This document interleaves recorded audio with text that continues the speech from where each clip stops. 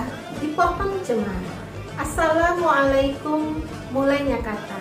Salam yang indah, pembuka bicara. Assalamualaikum warahmatullahi wabarakatuh.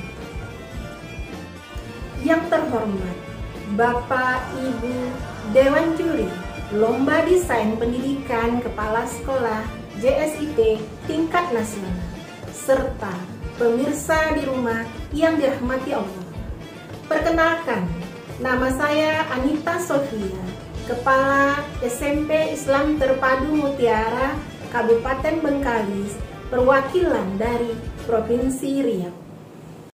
Indonesia melalui Peraturan Presiden Nomor 59 Tahun 2019 telah menetapkan tujuan pembangunan berkelanjutan atau disebut juga dengan istilah Sustainable Development Goals dengan menetapkan tujuan global pendidikan, yaitu menjamin kualitas pendidikan yang adil, inklusif, serta meningkatkan kesempatan belajar seumur hidup untuk semua, di mana salah satu strateginya adalah memperkuat kurikulum dan pelaksanaannya, termasuk pendidikan karakter.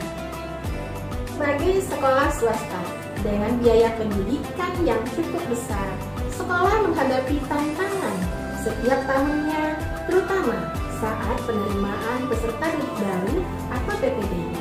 Apalagi dengan adanya pandemi, di mana sebagian besar masyarakat dari berbagai latar belakang ekonomi mulai mengalami dampak terhadap penghasilannya, sehingga sekolah swasta semakin tidak terjangkau oleh masyarakat.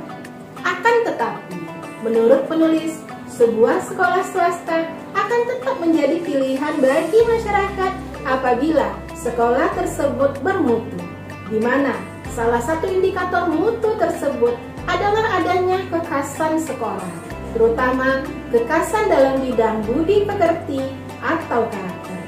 Berbicara masalah karakter, selama masa pandemi ini, tantangan terhadap karakter peserta didik cukup besar, di mana anak-anak diharuskan belajar daring melalui gadget. Jika tidak adanya sinergi dari orang tua, masyarakat, dan sekolah dalam pemanfaatan teknologi ini, maka akan memberikan dampak terhadap perkembangan karakter peserta didik. Berdasarkan latar belakang yang sudah disampaikan, maka dapat dirumuskan masalah sebagai berikut. Bagaimanakah karakteristik sinergi 3 pilar pendidikan dapat mewujudkan generasi emas pada tahun 2045? Sementara tujuan dari penelitian penulis ini adalah untuk mengetahui bagaimana karakteristik kerjasama 3 pilar pendidikan berhasil mewujudkan generasi emas tahun 2045. Karya ilmiah ini juga dapat jadi masukan bagi pemegang kebijakan dalam upaya menentukan alternatif peningkatan mutu dalam mencapai tujuan nasional pendidikan menuju generasi emas 2045. Hipotesa tindakan sebagaimana yang tergambar pada diagram di atas, di mana dengan adanya sinergi antara keluarga, masyarakat, dan sekolah berhasil mewujudkan generasi emas tahun 2045. Pada karya ilmiah ini, penulis menggunakan pendekatan kualitatif dengan subjek penelitian meliputi 3 unsur dari pilar pendidikan, yaitu sekolah, keluarga, dan masyarakat. Sampel terdiri dari 10 orang partisipan, yaitu 1 orang dari Dinas Pendidikan Kabupaten Bengkalis yang diwakili oleh pengawas sekolah, 1 orang dosen Universitas Riau, 2 orang tua murid, 2 orang dari tokoh masyarakat, 2 orang dari guru, dan 2 orang dari kepala sekolah negeri. Baiklah, penulis akan menjelaskan tentang karakteristik sinergi yang diterapkan di masing-masing dari 3 unsur pada pilar pendidikan, yaitu dimulai dari yang pertama, unsur sekolah. Sebagai kepala sekolah, pada sekolah Islam terpadu, penulis memahami betul bahwa hakikat sekolah mengimplementasikan konsep pendidikan Islam berdasarkan Al-Quran dan As-Sunnah. Sekolah Islam terpadu sudah memiliki sistem untuk mencapai standar ini, yaitu melalui program yang disebut BPI atau Bina Pribadi Islami. Selanjutnya, sekolah harus memiliki strategi bagaimana program tersebut terlaksana optimal sehingga mencapai hasil yang diharapkan. Langkah atau tahapan yang telah dilakukan oleh sekolah sebagaimana berikut. Yang pertama, perencanaan. Yang kedua, pelaksanaan. Yang ketiga, monitoring dan evaluasi serta menindaklanjuti hasil muanya. Yang pertama, perencanaan. Pembentukan tim dengan job desk yang jelas sebagaimana yang tergambar pada bagan berikut. Komponen yang kedua, bagaimanakah karakteristik sinergi yang bisa dilakukan oleh keluarga? Dari hasil wawancara yang penulis lakukan, 100% partisipan menyatakan bahwa keluarga memiliki peran yang sangat penting dalam pembentukan karakter anak. Berikut langkah yang bisa dilakukan oleh keluarga. 1. Keluarga diharapkan terlibat aktif dalam kegiatan pembinaan rutin yang diadakan oleh sekolah, seperti parenting, rapat koordinasi, dan lain-lain. 2. Terlibat aktif memantau informasi yang disampaikan oleh guru wali kelas, baik yang disampaikan melalui learning management system, grup kelas, maupun secara japri. 3. Bersinergi dengan guru wali kelas, pementor, dalam mengontrol amalan yaumiah anak-anak. Keempat, berkomitmen untuk membimbing anak dalam mematuhi tata tertib sekolah, khususnya kebijakan tentang penggunaan gadget dan adab pergaulan. Kelima, bersama-sama guru ikut menjadi teladan dalam pengamalan akhlak mulia dan karakter religius anak-anak.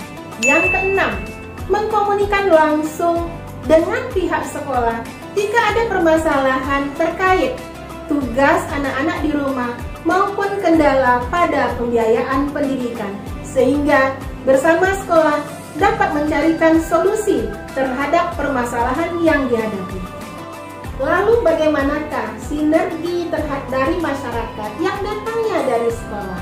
Yang pertama, sekolah dalam membuat programnya sebaiknya menghadirkan unsur dari pejabat desa seperti RT, RW, dan lurah. Jika pejabat desa tidak hadir, maka sekolah sebaiknya jemput bola ke instansi tersebut untuk mensosialisasikan programnya, sehingga adanya ikatan emosional antara sekolah dan pejabat desa. 2.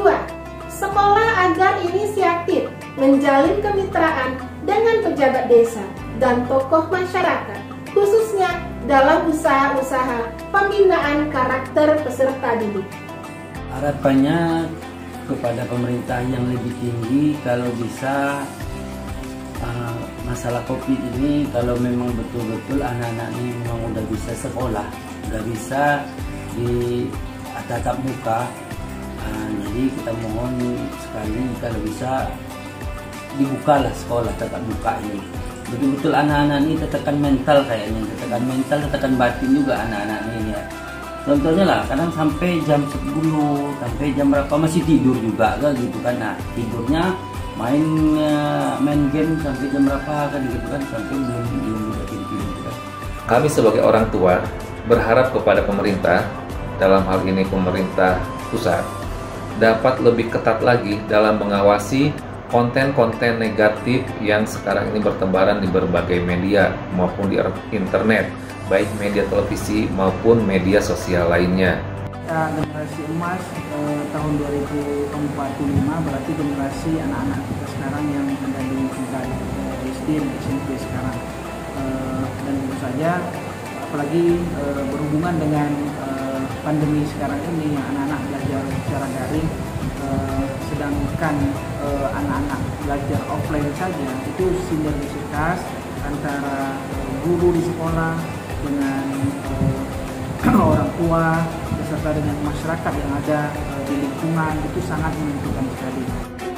pada kesempatan ini, penulis ingin menyarankan melalui desain pendidikan tahun 2045 ini, penulis berharap sekolah-sekolah dapat menjadi penggerak dalam mensinergikan kerjasama 3 pilar pendidikan di sekolahnya, karena 3 pilar ini merupakan fondasi utama dari pendidikan, yaitu keluarga, sekolah, dan masyarakat. Untuk menyukseskan tujuan pendidikan, sekolah tidak bisa berjalan sendiri karena sebagian besar waktu siswa dihabiskan bersama orang tuanya di rumah dan beradaptasi, berinteraksi dengan masyarakat. Salam sinergi, siapkan generasi religi. Burung Irian Cendrawasih. Cukup sekian, terima kasih. Wassalamualaikum warahmatullahi wabarakatuh.